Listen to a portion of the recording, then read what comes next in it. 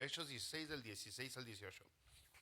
Aconteció que mientras íbamos a la oración, nos salió al encuentro una muchacha que tenía espíritu de adivinación, la cual daba gran ganancia a sus amos adivinando. Esta, siguiendo a Pablo y a nosotros, daba voces diciendo: estos hombres son siervos del Dios Altísimo, quienes os anuncian el camino de salvación. Y esto lo hacía por muchos días. Mas, desagradando a Pablo, este se volvió y dijo al espíritu: te mando en el nombre de Jesucristo que salgas de ella. Y salió en aquella misma hora. Interesante el pasaje de hoy, brothers. Luego, cuando leemos, dice: aconteció que mientras íbamos a la oración, usted recuerda que Pablo y los demás habían encontrado un grupo de mujeres cerca del río en la ciudad de Filipos, que ya es en Europa, en Macedonia, en Grecia. Entonces, en ese grupo de mujeres, cuando empezaron a predicar el mensaje, el día sábado, porque es el día que se reúnen los judíos, vino a los pies de Jesucristo una mujer que se llamaba Lidia. Ahora dice que aconteció que mientras íbamos a la oración, entonces pues es lógico que ellos, al ver que hubo resultado, siguieran yendo al mismo lugar para seguir levantando cosecha, ¿no? Seguir plantando, seguir haciendo lo que tenían que hacer, pues había funcionado. Y dice: nos salió al encuentro una muchacha que tenía espíritu de adivinación. Espíritu de adivinación. Ahí nos vamos a tener. Adivinación. En nuestras Biblias así dice, ¿no? Espíritu de adivinación. Y lo entendemos como que muy contextual, no, muy a nuestros tiempos. Ok. Pero aquí esta palabra adivinación, que fue traducida por nosotros, adivinación, es una palabra muy interesante.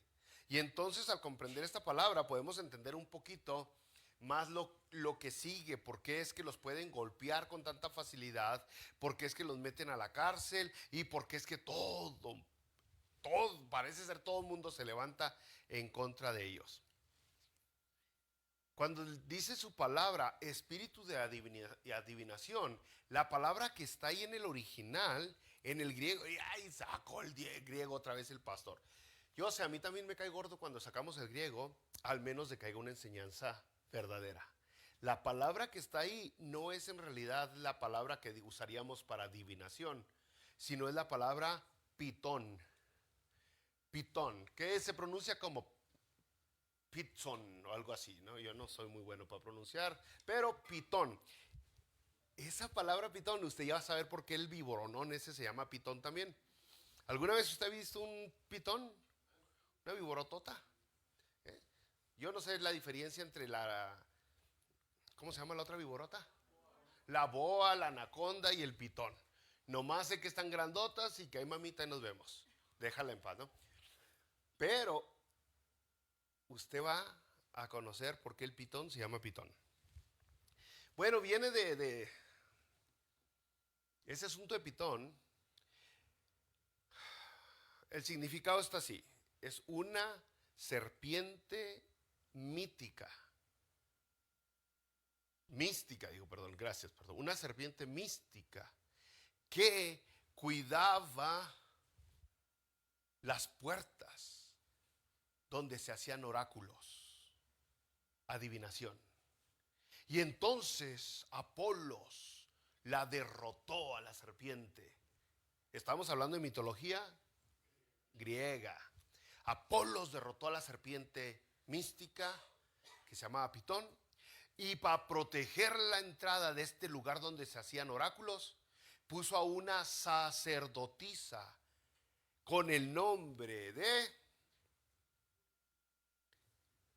también Pitón, pitónica.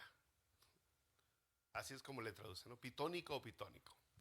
Entonces la sacerdotisa era la que vigilaba ahora el oráculo de Delfos. Así se llama el lugar aquel.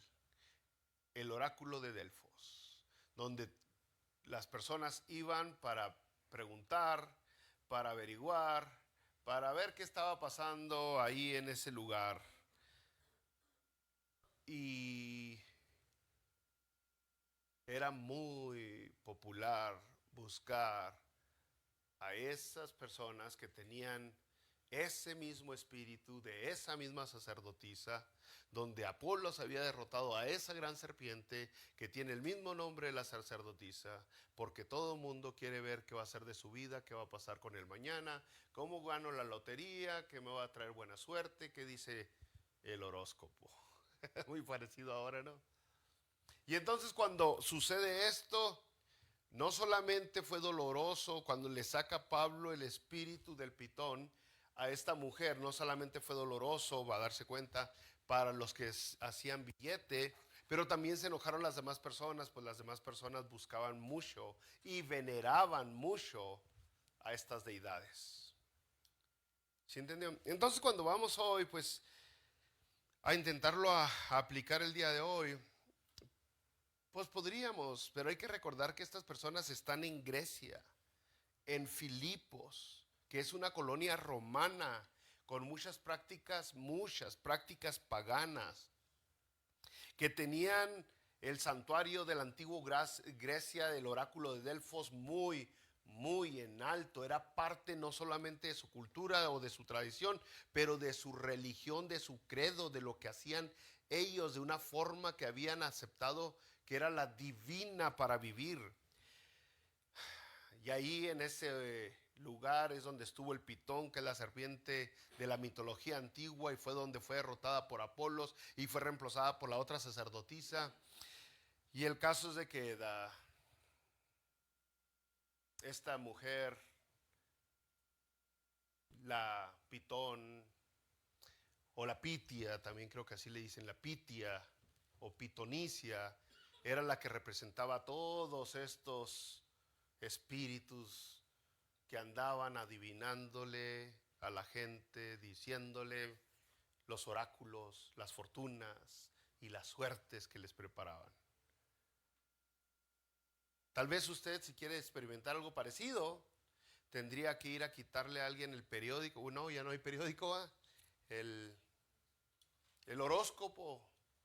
Presta, como que Tauros, no te sirven y se le van a enchinchar. O el Aries, o bueno, yo no sé cuáles son. Déjeme acuerdo en los Caballeros del Zodiaco y le voy a decir cuáles.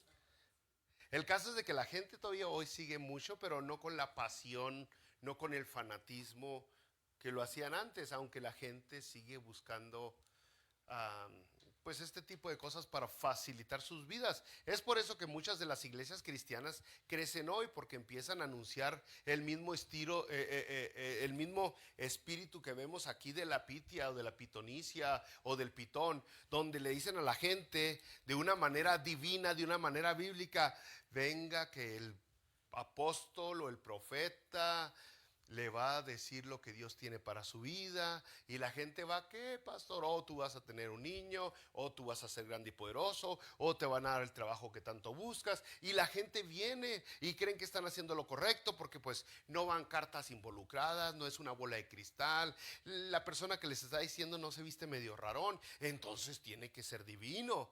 Pero el fin, el medio y el propósito, la intención es la misma. Es la misma. ¿Es efectivo? Sí. ¿A la gente le gusta? Sí. Sí, o sea, si me dicen: ve y consulta a aquella hechicera para que te vaya bien en el futuro, aquella hechicera trabaja con Satanás. O ve y consulta a aquel profeta para que te diga tu futuro, aquel trabaja con Dios. La gente dice: pues vámonos con Dios, ¿no? Pero en realidad la gran 99.99% de esas personas son farsantes, son estafadores, son embusteros, son mentirosos. Lo único que quieren es su billete, su presencia, la popularidad tal vez, pero es la misma cosa, ¿no? Entonces eso, si quisiéramos relacionarlo con el momento de hoy, con ahorita, ¿qué está pasando? Ya la gente no busca el oráculo de Delfos, pero sí busca pues al sacerdote, al pastor, al brother pues que le va a decir su futuro. Y así como esas personas, esos que controlaban a esta mujer, monetizaban, así el mismo de hoy, los brothers que controlan este asunto monetizan. Esa es una palabra que aprendí no hace mucho tiempo, ¿eh? Sí, alguien me dijo, es que así no monetizas. Y yo, ¿qué es eso de monetizar? Y me gustó. Entonces era una práctica religiosa que también era muy lucrativa. ¿Ok? Muy lucrativa. Luego dice, nos salió al encuentro una muchacha que tenía espíritu de adivinación, la cual daba gran ganancia a sus amos, adivinando. Igual como hoy le digo. Esta, siguiendo a Pablo y a nosotros, daba voces diciendo, estos hombres son siervos del Dios Altísimo, quienes os anuncian el camino de salvación. Y esto lo hacía por muchos días. Mas, desagradando a Pablo, este se volvió y dijo al Espíritu, te mando en el nombre de Jesucristo que salgas de ella. Y salió en aquella misma hora. Entonces nosotros diríamos, pues ¿por qué? ¿Por qué Pablo le sacó el chamuco a esa muchacha? ¿Por qué Pablo le tuvo que haber sacado el espíritu a la joven?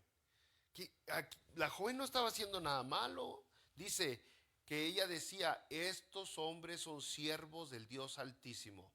¿Cierto o falso? Quienes os anuncian el camino de salvación. ¿Cierto o falso?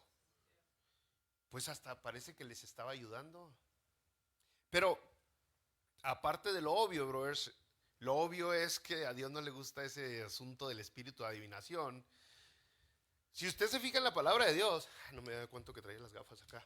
Si usted se fija en la palabra de Dios, cada vez que Dios manda un profeta para que dé un anuncio, una profecía, no tiene nada que ver con que te va a rascar la espalda para que estés a gusto, cómodo, sentado y para que seas millonario y tengas mucha prosperidad. Cada vez que Dios mandó un profeta, era con la idea de que si vas a tener un bebé es porque ese niño va a ser consagrado para Dios, porque va a revolucionar el mundo en el que vive. Y usted se da cuenta que esas personas a quien Dios les mandó este tipo de bendiciones de un bebé, ¿qué pasó con él? Pues Samuel revolucionó, qué hombre, ¿no? Sansón, qué hombre. Juan el Bautista, qué personaje. No fueron mocosos consentidos que se quedaron en la casa de chiplones, nomás haciendo todo lo que les daba la gana y que ni siquiera aprendieron a hablar a los 10 años de edad de tan consentidos que estaban. No, estos eran personas de renombre.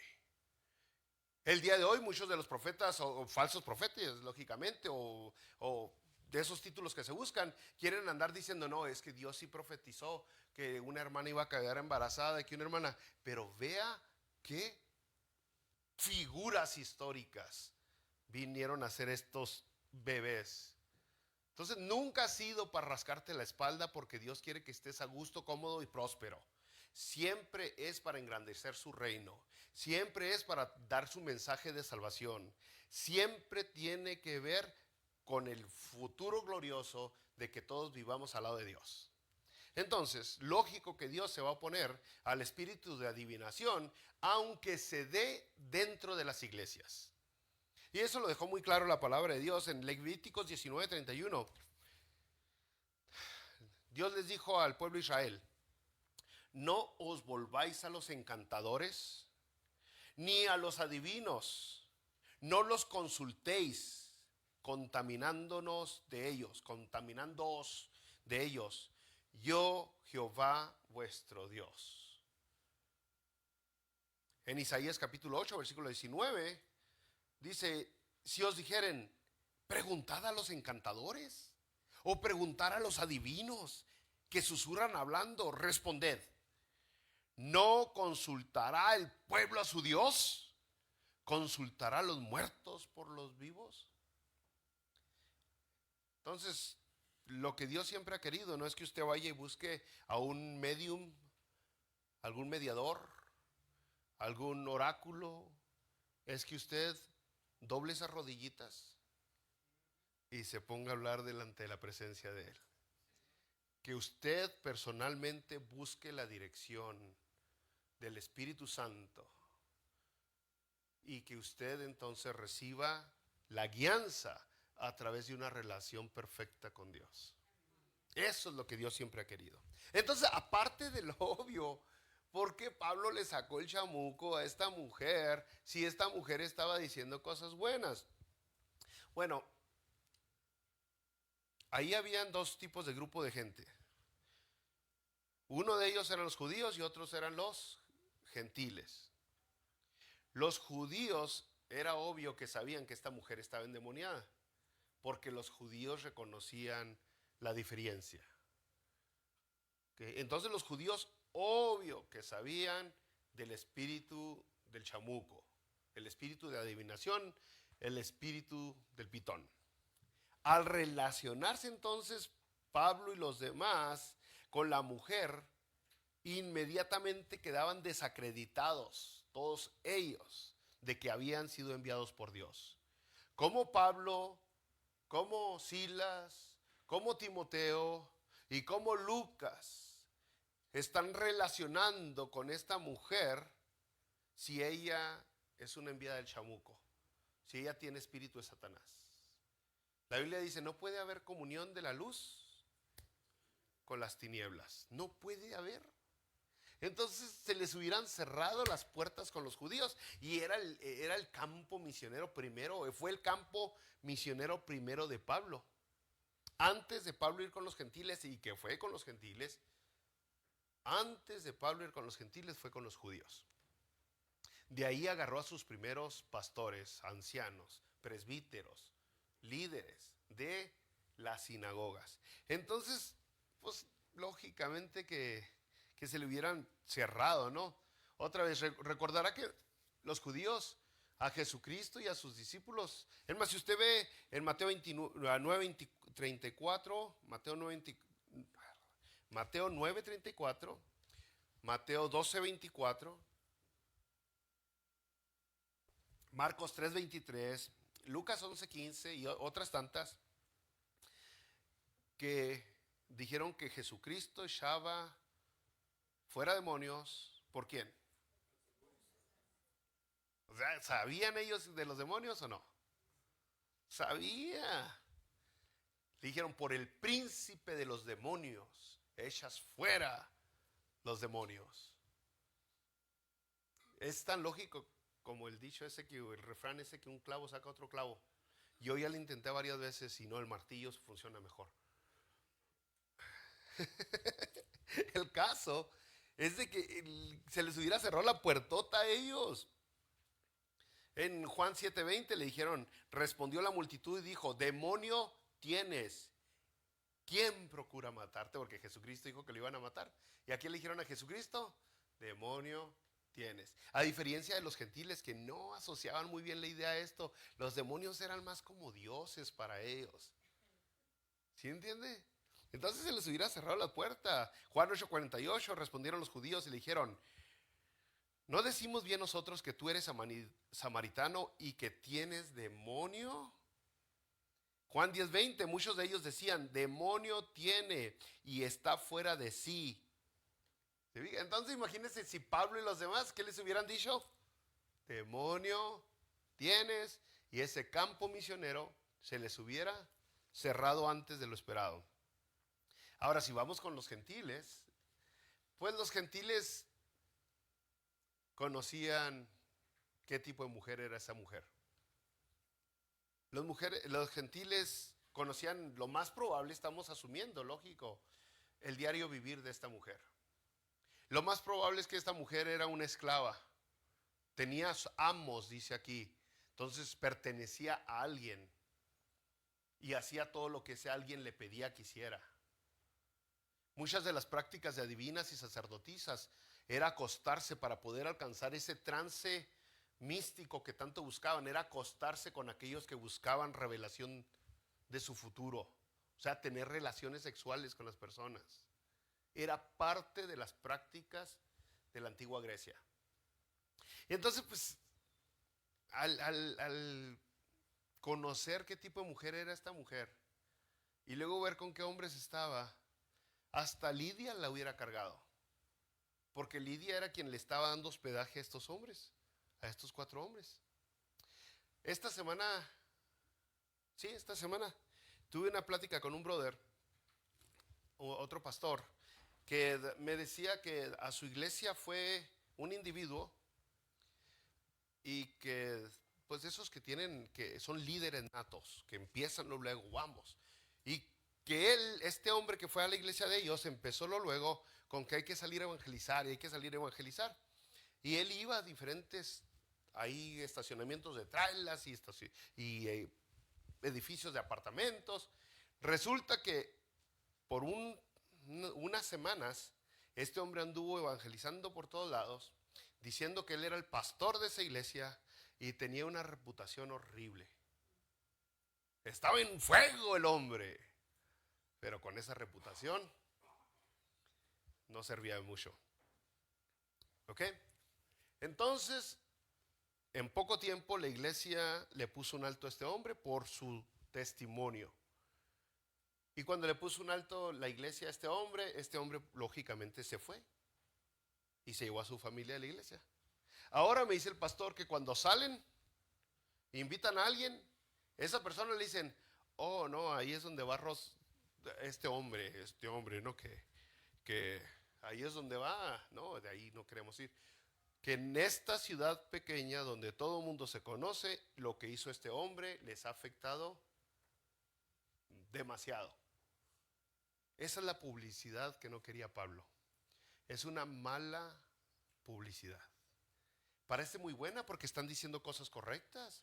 Estos hombres son hijos, siervos de Dios, mensajeros de Dios. Anuncian el camino a la salvación. Es cierto, pero ¿quién lo está diciendo? Por eso decimos una y otra vez, ay brother, usted cómo vive, cómo se porta, cómo pone sus prioridades, cómo tiene su moralidad. Chito, no, calladito se ve más bonito. Y yo sé que todos estamos en un proceso, bueno, todos deberíamos de estar en un proceso de santificación, ir mejorando cada día, pero algunos de a tiro se sale, parece que ni siquiera han empezado. Y entonces esas personas, por más que quieran compartir el evangelio, ¿se acuerda cuando Pablo dijo, no vaya a ser que yo siendo el heraldo de muchos venga a ser? ¿Qué dijo? Dijo, ahí dice la Biblia, eliminado. Ahí es descartado. En el momento que yo ya no tengo un testimonio, quedo descartado, eliminado como uno de los servidores de Dios, uno de los heraldos de Dios. En el momento que mi testimonio cae, cayó toda la efectividad que yo tenía, cayó toda la credibilidad que yo tenía, cayó todo el poder de alcance que yo tenía. Por eso Pablo advierte, no tengo que cuidarme mi testimonio, porque puedo quedar eliminado de compartir el evangelio de la salvación. Entonces es cierto, ahorita tenemos muchas personas que hicieron cosas horribles y muchas personas se dieron cuenta y tienen el descaro de continuar siendo pastores, de volverse a subir arriba. Después de que las personas saben las cosas que hicieron, todavía dicen, yo les sigo. Y creen que están haciendo un bien cuando en realidad están dañando a la iglesia. Están dañando el evangelio. Lo han devaluado mucho. Y por eso esa es una de las razones por lo cual ahorita tenemos un cristianismo. Pues lo siento, no hay otra palabra que reemplace esa. Un cristianismo mediocre. Porque pues si el líder de la asamblea local está como está, pues se vale, acá abajo también vamos a hacer lo mismo. Vamos a hacer lo mismo. Entonces, brothers, de eso se trata cuando nosotros vamos a la palabra de Dios, ¿no? Aguas, porque estas personas, brother, lo siento, pero no predique, no anuncie, ni diga que es miembro de la iglesia hermosa hasta que se aliviane, por favor. Hasta que su vida dé frutos dignos de arrepentimiento. Hasta entonces. Romanos capítulo 16, versículo 17. Mas os ruego, hermanos, que os fijéis en los que causan divisiones y tropiezos en contra de la doctrina que vosotros habéis aprendido, y que os apartéis de ellos. Que algunas personas quieren ser más buenas, más gentiles, más bondadosas que Dios, pero aquí claramente dice lo que tenemos que hacer. ¿Qué? Os apartéis de ellos. Pablo le escribe a Timoteo en 2 de Timoteo capítulo 3 versículo 2, cuando le está hablando de los tiempos finales. Y en esa advertencia que Pablo le da a Timoteo, le dice que habrá hombres amadores de sí mismos, ávaros, vanagloriosos, soberbios, blasfemios, desobedientes a los padres, ingratos, impíos, sin afecto natural, implacables, calumniadores, intemperantes, crueles, aborrecedores de lo bueno, traidores, impetuosos, infatuos, amadores de los deleites más que de Dios, que tendrán apariencia de piedad, pero negarán la eficacia de ella. A estos evita. ¿A estos qué? Evita. No te juntes con ellos, no te coplas con ellos, no te hagas compas con ellos. Es más, yo le agrego un poquito más. No les diga hermanos. No les diga hermanos. Yo he batallado con ese asunto cuando yo les digo brothers. ¿No es cierto? No, es que es bien difícil porque uno dice, bueno, parece cristiano porque va a la iglesia y dice, amén, varón, aleluya, Cristo vive. Pero ve uno la vida de estas personas y dice, no, no es brother, no es hermano, no ha nacido de nuevo, no, hombre. Y batalla uno con esas personas. Lógicamente que tienen que arrepentirse, y si hay arrepentimiento, doctrinalmente correcto, hablamos que hay perdón, si hay arrepentimiento. Pero mientras están como están, nos van a dañar, nos van a lastimar, van a hacernos garras. Y yo no sé, pero qué tanto, y no sé qué tanto sea el daño que se está haciendo y el que se le ha hecho a la credibilidad de la iglesia cristiana. Pero son muchas las personas que ya sea que se excusen o ya sea que son sinceras, pero que dicen que no van a la iglesia porque han visto a personas cómo se portan. Son muchas las personas. Y algunas son muy amables y dicen, no, pues la verdad, para ser como él, mejor no. Y otras, pues son más bravas y dicen, para ser hipócrita como estos, mejor no voy. Pero la verdad es que son muchos los malos testimonios que andan caminando y todavía tienen el descaro de decirle a la gente, ven a la iglesia, ven conmigo. Si a mí me invita uno a eso, yo le diré, yo no quiero lo que tú tienes, no lo quiero. No quiero tus mentiras, tus falsedades, tus engaños, tu hipocresía. Entonces, Efesios capítulo 5, versículo 11 dice, y no participéis en las obras infructuosas de las tinieblas, sino más bien repréndelas. Uy, a algunos nos falta valor para reprender. A algunos nos falta, sí, pues valor para decirle a la gente la verdad.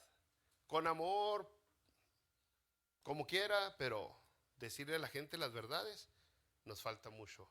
Entonces usted ya sabe por qué Pablo debió haber hecho lo que hizo con aquella joven que tenía espíritu de pitón, de adivinación. ¿Por qué? Pues porque no era bueno para el business, para el negocio de predicar el evangelio para ganar almas para Cristo. Porque dañaba, no iba con el comportamiento de un cristiano a asociarse con ese tipo de gentes, pero dañaba delante de los judíos la credibilidad y dañaba delante de los gentiles la credibilidad. Nosotros decimos, mírame, dime con quién andas. Y la palabra de Dios dice, no os engañéis, las malas corrompen las buenas costumbres. Entonces es lógico, ¿por qué no? Algunas veces nuestros hijos no entienden por qué no nos gusta que se junten con estas personas o con aquellas personas, pero la Biblia dice muy claro, no te asocies con ellas. No hay comunión de la luz con las tinieblas. No tienen en realidad nada de por qué están juntos. Te van a dañar, te van a afectar, te van a jalar para esa mentira en la que ellos viven, para ese dolor en lo que ellos viven.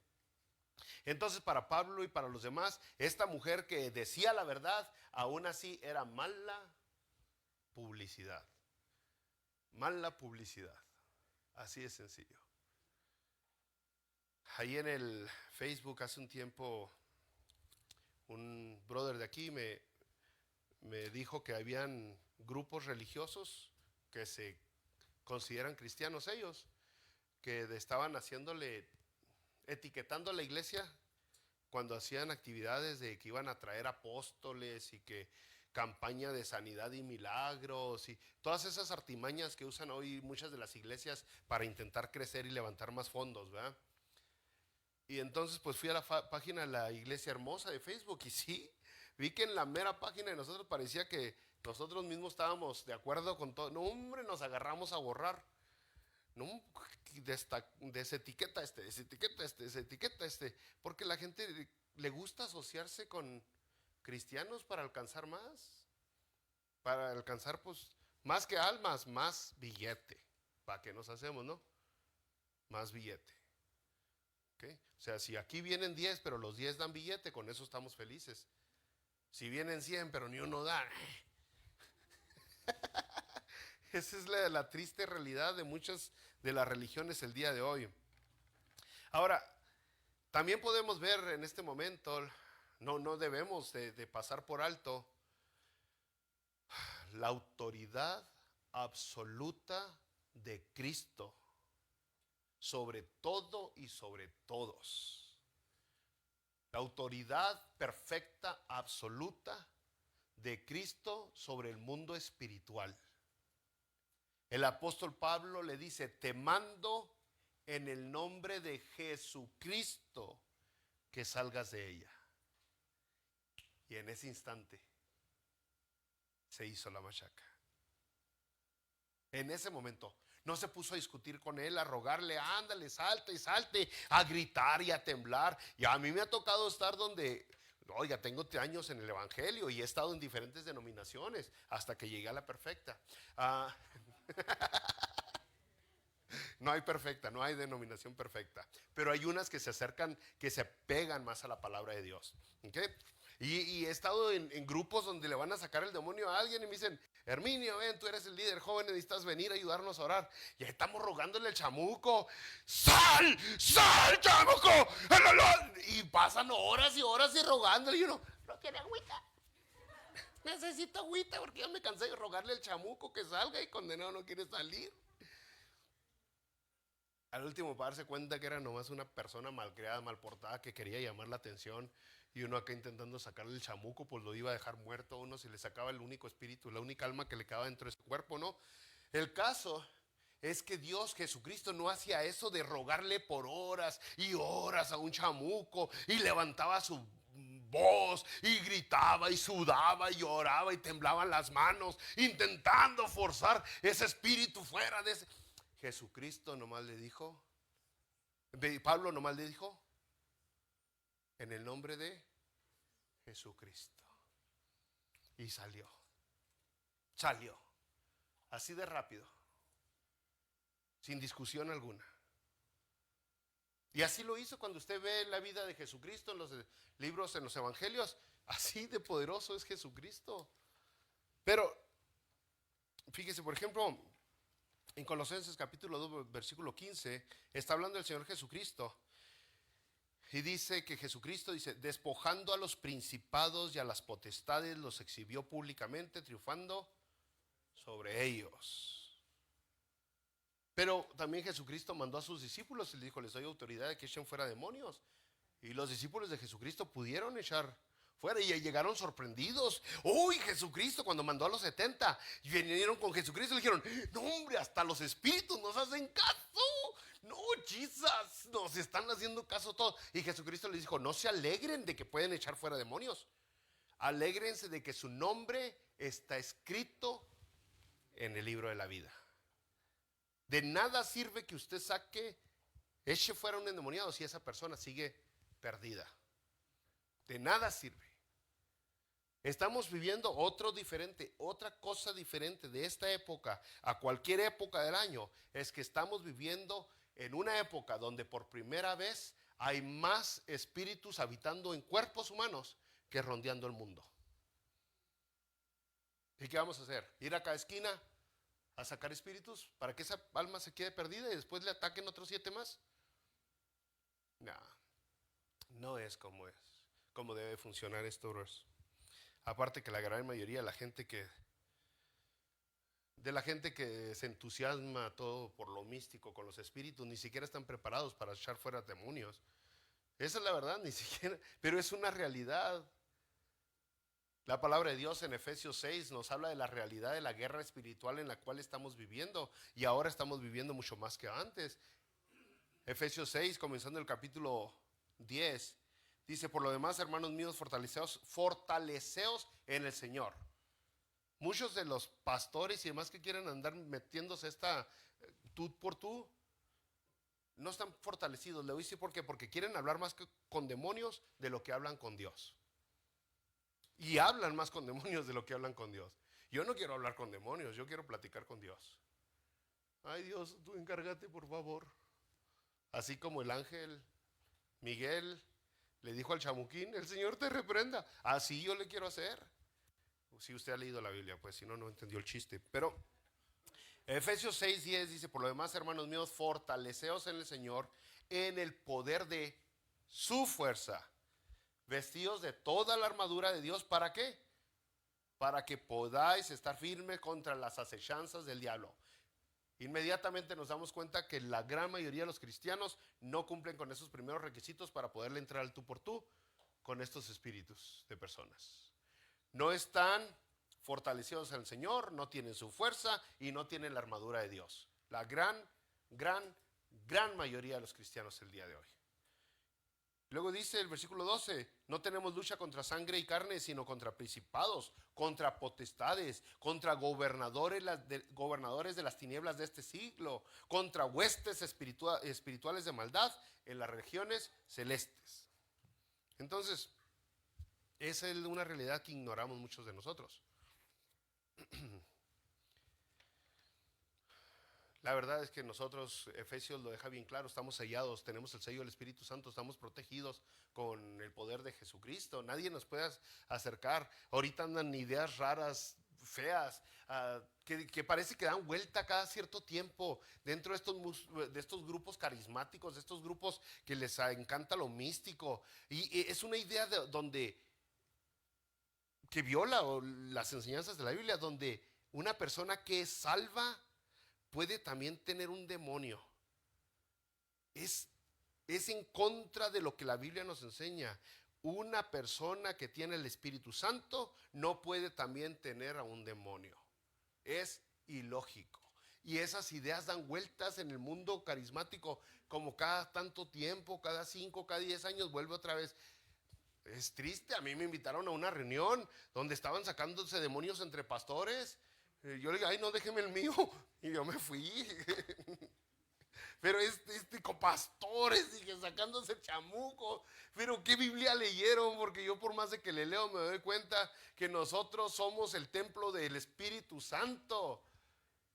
No somos habitación de chamucos. O sea, ¿qué Biblia leyeron para que crean que puede habitar dentro de usted 2 espíritus? No es ilógico, ¿no?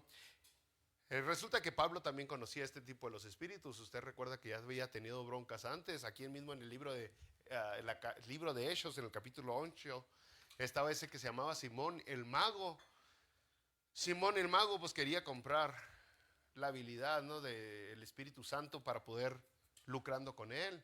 Pero después, cuando usted sigue leyendo, llegamos a Hechos capítulo 13, ya aparece Limas el Mago, allá en la isla donde también otra vez el mago. Esta persona pues no estaba en los caminos de Dios, ni estaba motivado, impulsado por el Espíritu Santo, ¿no? Entonces, cuando Pablo dijo: te mando en el nombre de Jesucristo que salgas de ella, el poder no venía de Pablo. El poder venía exactamente, que salgas de ella. O sea, la vida de Pablo, el cuerpo de Pablo, era un templo verdadero del Espíritu Santo. Y Pablo dijo en Gálatas capítulo 2, versículo 20: mas ya no vivo yo, mas Cristo vive en mí. Por eso Pablo pudo hacer lo que pudo hacer, porque Cristo estaba en Pablo. Más adelante, cuando sigamos estudiando Hechos, vamos a darnos cuenta de este grupo de hermanos que quieren sacar un chamuquito, un chamuco, y aunque eran muchos hermanos que intentaron echar fuera el demonio, les pusieron, el demonio los agarró y les puso una arrastrada, hasta encueraditos salieron corriendo de ese lugar. Y estos hermanos dijeron: te ordenamos en el nombre de Cristo, el que predica Pablo. Y el chamuco dijo: pues yo conozco a Cristo y sé quién es Pablo, pero ustedes qué rollo, vénganse. ¿Oh? Machaca. Y les dieron, o sea, les fue feo. El poder no viene de uno, es de quien vive en uno, ¿no? Verdaderamente Jesucristo está en ti. 1 Corintios 3:16 dice: el Espíritu de Dios mora en vosotros. Lo mismo dice Efesios 2:22, 2 Timoteo 1:14, Santiago 4:5. La idea es que Jesucristo mora en nosotros, el Espíritu Santo mora en nosotros. Es la misma idea, por eso la palabra de Dios nos dice lo mismo. Apocalipsis 3:20 dice: Jesucristo está hablando, dice: he aquí yo estoy a la puerta y llamo. Si alguno oye mi voz y abre la puerta, yo entraré a él, moraré con él, y cenaré con él y él conmigo. Cenaré con él y él conmigo. Es el Espíritu Santo que mora en nosotros. Y es por eso que Pablo pudo hacer lo que hizo, porque no lo hizo Pablo, fue Jesucristo quien lo hizo. Y es por eso que muchas personas intentan hoy hacer lo que se llaman cristianos o lo que sea, y no pueden hacerlo porque Cristo no mora en ellos. El poder no emana de uno, el poder emana de Cristo. Y es lo mismo, déjenme les digo, y aquí cerramos porque ya vamos a empezar a aterrizar. Es por eso que muchas personas no pueden cambiar su vida también. Muchas personas siguen batallando con mala actitud, con mal comportamiento. Muchas personas están batallando con adicciones y con problemas similares, que no son problemas económicos, no son problemas de salud, no son de ese tipo de problemas. Son problemas de actitud, digamos. Y hay muchas esposas batallando: ay, ¿cuándo voy a cambiar a mi esposo? Sigue siendo igual. Y hay esposos diciendo: mi esposa, ¿cuándo va a cambiar mi esposa? ¿Cuándo va a comportarse como se debe de comportar una cristiana? Y no pueden. Y ahí están las personas con adicción, intentando dejar la adicción y no pueden. Y ya volví a lo mismo, ya volví otra vez a embarrarme, ya no quiero hacer esto. Y ahí están los enojones, intentando ya no llenarse de ira, ya no ser iracundos, ya no explotar, ya no aventar a la fregada todo. Y dice: ya me tengo que controlar, tengo que dominar mi temperamento, y no pueden. Y están los llorones de la misma vez, los que siempre están tristes y melancólicos y flemáticos. Perdón, eso ya estoy por otro lado. El caso es que están los que siempre lloran y siempre se quejan y siempre son víctimas. Ay, la vida no me trata bien, ya no quiero estar triste, ya no quiero sentirme víctima. Pero no pueden salir de ese hoyo en el que está. ¿Por qué nadie puede cambiar? Jesucristo dijo: separado de mí, nada podéis hacer. Por eso, el mismo poder para echar fuera demonios es el mismo poder para transformar una vida. Y sin Jesucristo podemos pretender, podemos intentar, incluso podemos imitar la vida de otras personas por un tiempo. Podemos decir: mira, los cristianos van a la iglesia todos los domingos, vamos a la iglesia. Uy, también van a un estudio bíblico, vamos a un estudio bíblico. Uy, también cantan, yo quiero cantar, y se suben hasta cantar. Pero imitar la vida de los demás no es suficiente para verdaderamente cambiar. Es más, de nada sirve, porque nomás podemos pretender por un tiempo y luego nos cansamos de pretender y volvemos a decir: a la fregada todo, ya me cayó gordo el pastor. Y dejamos de pretender. Es que sin Jesucristo, sin el Espíritu Santo, estamos muertos. Estamos muertos, no podemos cambiar. No tenemos el poder, la fuerza de voluntad, el dominio propio que tanto deseamos, que tanto anhelamos. No es suficiente para cambiar quién somos. Entonces ahí es donde entra ahora sí el versículo de Mateo 11:28. Ya que le intentaste por tus medios, por tus fuerzas, ya que le intentaste de mil maneras, usaste hasta amuletos para que te trajeran buena suerte y poder tener un cambio de personalidad, ya que le hiciste de todas maneras, ahora sí, Mateo 11:28, venid a mí, 11:28, los que están trabajados y cargados, y yo os haré descansar. Pero eso solo ocurre cuando verdaderamente venimos delante de Jesucristo y nos derramamos delante de su presencia. Dejamos absolutamente todo a los pies de Cristo. Nuestros valores, nuestros sueños, nuestros intereses, nuestro orgullo, nuestra validad, todo lo entregamos delante de Jesucristo y nos damos cuenta que ya topamos fondo. Y en ese momento, cuando una persona topa fondo, en ese momento se da cuenta que solamente hay un camino, solamente hay una opción, solamente hay un medio para verdaderamente tener una vida sabrosa. Y ese medio, esa forma, ese camino es Jesucristo. Y sin Él no hay otra forma. Pero la gran mayoría de nosotros necesitamos de a tiro topar fondo para darnos cuenta que la salvación es Jesucristo. Y no nomás la salvación de una vida gloriosa, pero aquí Jesucristo dijo, mi paz os dejo, mi paz os doy.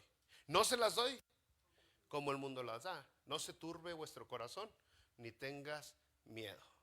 Empieza en el instante que la persona se entrega a Jesucristo. En ese momento. Así como Moisés y el pueblo de Israel cuando toparon con el mar rojo. Y ahora ya nos cargó la calaca, dijeron. Aquí está el mar y atrás está el ejército de Faraón. En ese instante, cuando se encontraron en ese callejón sin salida, fue cuando se dieron cuenta que la salvación es Jehová. Y eso es lo que muchos de nosotros necesitamos llegar a topar. Porque muchas veces intentamos superar económicamente, viajes, placeres, amuletos y muchas cosas. Y luego cuando se acaba ese viaje, cuando llegamos a meditar, nos damos cuenta que estamos igual de tristes, igual de perdidos, igual de desesperados. Y seguimos siendo la misma persona. Y el viaje y el carro nuevo y el dinero en el banco, nada de eso ayudó, nada cambió. Y muchos de nosotros somos tan tercos, tan necios, que las experiencias, la vida nomás está dando vueltas. Seguimos volviendo a caer donde mismo. Pero si en la gracia de Dios podemos obtener un poquito de razonamiento, y en ese razonamiento, en ese tiempo de verdadera meditación, poder ver que la respuesta no está en esta tierra, no está en este mundo la respuesta para tener una vida verdadera, significativa, para ser transformados, no renovados nomás así como superficialmente, pero de a tiro nacer de nuevos. Vamos a concluir que esa respuesta es Jesús, pero una entrega completa. Y otra vez usted va a casi cualquier carta del Nuevo Testamento y se va a dar cuenta que cuando empieza a abrir las cartas, que empiezan, ¿cuál es la primera carta del Nuevo Testamento? Empieza a abrir las cartas y los que escribieron esas cartas, la gran mayoría de las veces, se identifican a ellos como esclavos de Jesucristo. No siervos en el contexto que hoy los religiosos dicen siervo de Cristo. No.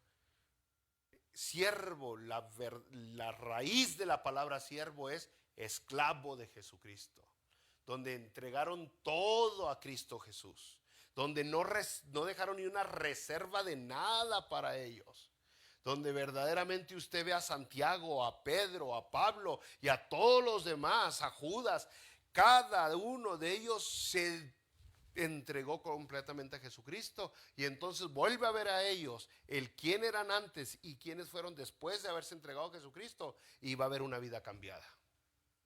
Y mientras no nos entregamos a Jesucristo, no puede nacer algo nuevo, porque tenemos que morir completamente. O sea, en otras palabras, alguien tiene que morir aún hoy.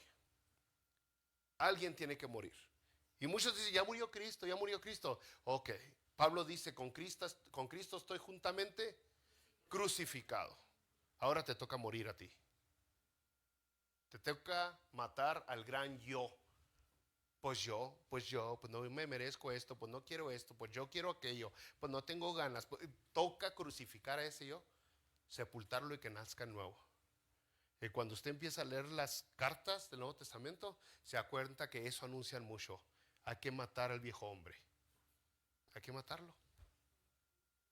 Para que Cristo verdaderamente viva en ti. O sea, entregarte delante de Él. Abrir tu corazón delante de Él.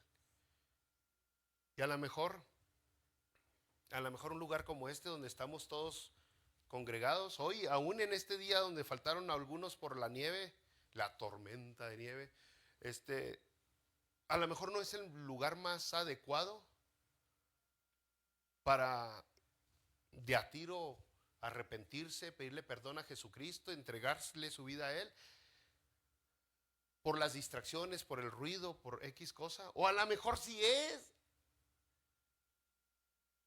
La verdad es que el lugar no importa. El lugar es de lo de menos. Los apóstoles dijeron, Dios no habita en templos hechos por manos de hombre, ¿verdad? Porque el edificio, el monte, el lugar no importa. Lo que importa es cuando usted quiera entregarse delante de su presencia. Y ese es el poder que verdaderamente puede cambiar la vida de un individuo. Ese es el poder, es Jesucristo, no es la religión, no es la denominación, es Jesucristo. Es Jesucristo. Y por eso toda la Biblia, desde Génesis hasta Apocalipsis, toda la Biblia apunta a Jesucristo. Porque Él es el camino, la verdad y la vida. Oremos.